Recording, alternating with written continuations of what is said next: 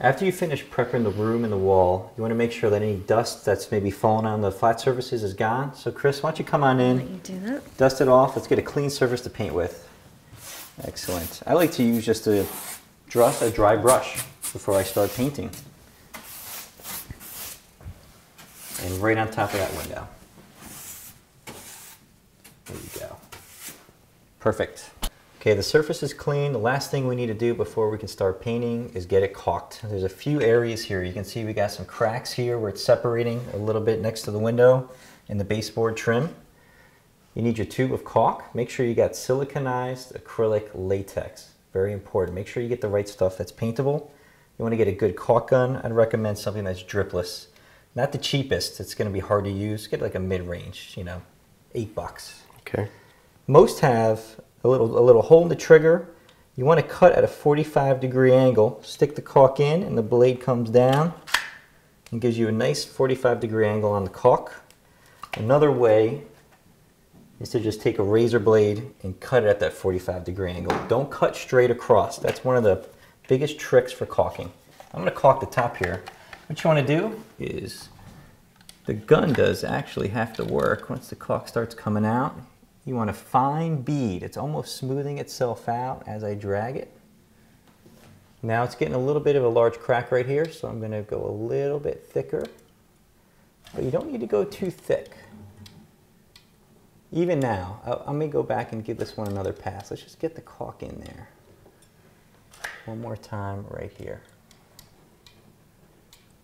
Now to go thicker, do you simply slow down your...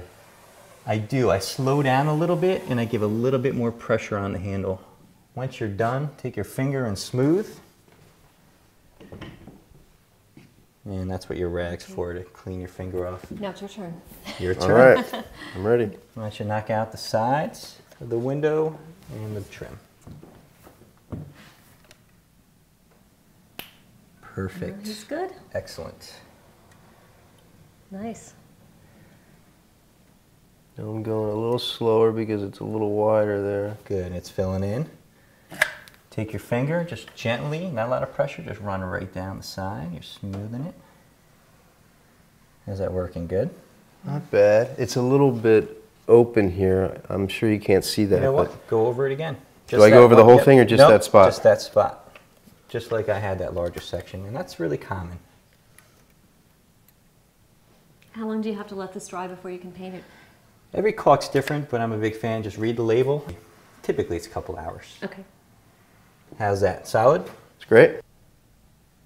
Okay, that's thick. Use a little bit less caulk.